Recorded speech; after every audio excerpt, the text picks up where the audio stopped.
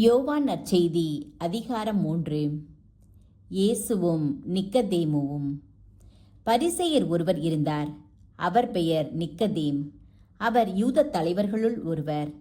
அவர் ஓர் இரவில் இயேசுவிடம் வந்து, ரப்பி, நீர் கடவுளிடமிருந்து வந்த போதகர் என்பதை நாங்கள் அறிவோம். கடவுள் தம்மோடு இருந்தால் அன்றி நீர் செய்யும் இவ்வரும் அடையாளங்களை யாரும் செய்ய இயலாது என்றார். இயேசு அவரை பார்த்து, மறுபடியும் பிறந்தாலன்றி எவரும் இறை ஆட்சியை காண இயலாது என மிக உறுதியாக உமக்கு சொல்கிறேன் என்றார். நிக்கதேம் அவரை நோக்கி, வயதான பின் ஒருவர் எப்படி பிறக்க முடியும்? அவர் மீண்டும் தாயின் வயிற்றில் புகுந்து பிறக்கவா முடியும் என்று கேட்டார். இயேசு அவரை பார்த்து, ஒருவர் தண்ணீராலும் தூய ஆவியாலும் பிறந்தாலன்றி இறை ஆட்சிக்கு உட்பட இயலாது என்று மிக உறுதியாக உமக்கு சொல்கிறேன். மனிதரால் பிறப்பவர் மனித இயல்பை உடையவர், தூய ஆவியால் பிறப்பவர் தூய ஆவியின் இயல்பை உடையவர். நீங்கள் மறுபடியும் பிறக்க வேண்டும் என்று நான் உமக்கு கூறியது பற்றி நீர் வியப்படைய வேண்டாம். காற்று விரும்பிய திசையில் வீசுகிறது, அதன் ஓசை உமக்கு கேட்கிறது. ஆனால் அது எங்கிருந்து வருகிறது என்றும் எங்கு செல்கிறது என்றும் உமக்கு தெரியாது. தூய ஆவியால் பிறந்த அனைவருக்கும் இது பொருந்தும் என்றார். நிக்கதேம் அவரை பார்த்து, இது எப்படி நிகழ முடியும் என்று கேட்டார். அதற்கு இயேசு கூறியது, நீர் இஸ்ரேல் மக்களிடையே போதகராய் இருந்தும் உமக்கு இது தெரியவில்லையே. எங்களுக்கு தெரிந்ததை பற்றியே பேசுகிறோம், நாங்கள் கண்டதை பற்றியே சான்று பகர்கிறோம். எனினும் எங்கள் சான்றை நீங்கள் ஏற்றுக்கொள்வதில்லை என உறுதியாக உமக்கு சொல்கிறேன். மண்ணுலகை சார்ந்தவை பற்றி நான் உங்களுக்கு சொன்னதை நீங்கள் நம்பவில்லை என்றால், விண்ணுலக சார்ந்தவை பற்றி சொல்லும்போது எப்படி நம்பப் போகிறீர்கள்? விண்ணகத்திலிருந்து இறங்கி வந்துள்ள மானிட மகனை தவிர வேறு எவரும் விண்ணகத்திற்கு ஏறி சென்றதில்லை.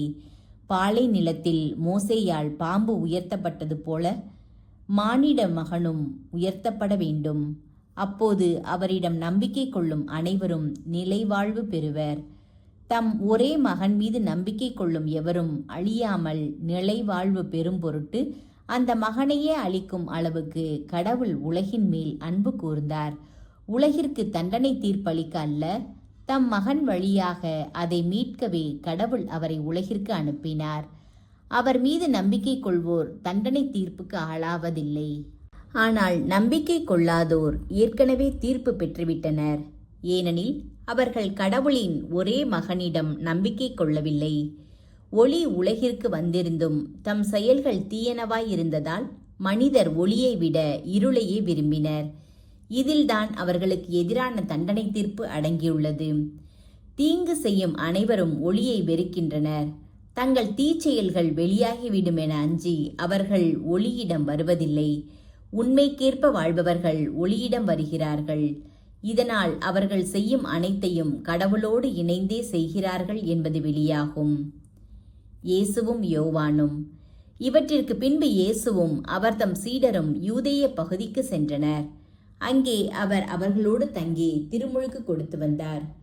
யோவானும் சலீம் என்னும் இடத்திற்கு அருகில் உள்ள ஐனோனில் திருமுழுக்கு கொடுத்து கொண்டிருந்தார். ஏனெனில் அங்கு தண்ணீர் நிறைய இருந்தது. மக்கள் அங்கு சென்று திருமுழுக்கு பெற்று வந்தார்கள். யோவான் சிறையில் அடைக்கப்படும் முன் இவ்வாறு நிகழ்ந்தது. ஒரு நாள் யோவானின் சீடர் சிலருக்கும் யூதர் ஒருவருக்கும் இடையே தூய்மை சடங்கு பற்றி விவாதம் எழுந்தது. அவர்கள் யோவானிடம் போய், ரபி, யோர்தான் ஆற்றின் அக்கறை பகுதியில் உம்மோடு ஒருவர் இருந்தாரே, நீரும் அவரை குறித்து சான்று பகர்ந்தீரே. இப்போது அவரும் திருமுழுக்கு கொடுக்கிறார், எல்லாரும் அவரிடம் செல்கின்றனர் என்றார்கள். யோவான் அவர்களை பார்த்து, விண்ணிலிருந்து அருளப்படாவிட்டால் எவரும் எதையும் பெற்றுக்கொள்ள முடியாது.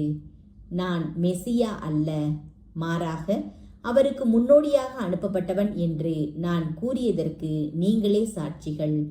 மணமகள் மணமகனுக்கே உரியவர். மணமகனின் தோழரோ அருகில் நின்று அவர் சொல்வதை கேட்கிறார். அதில் அவர் பெருமகிழ்ச்சி அடைகிறார். என் மகிழ்ச்சியும் இது போன்றது. இம்மகிழ்ச்சி என்னுள் நிறைந்துள்ளது. அவரது செல்வாக்கு பெருக வேண்டும், எனது செல்வாக்கு குறைய வேண்டும் என்றார். விண்ணகத்திலிருந்து வருபவர், மேலிருந்து வருபவர் அனைவரையும் விட மேலானவர். மண்ணுலகிலிருந்து உண்டானவர், மண்ணுலகை சேர்ந்தவர். மண்ணுலகை சார்ந்தவை பற்றியே அவர் பேசுகிறார். விண்ணுலகில் இருந்து வருபவர் அனைவருக்கும் மேலானவர். தாம் கண்டதையும் கேட்டதையும் பற்றியே அவர் சான்று பகர்கிறார். எனினும் அவர் தரும் சான்று எவரும் ஏற்றுக்கொள்வதில்லை.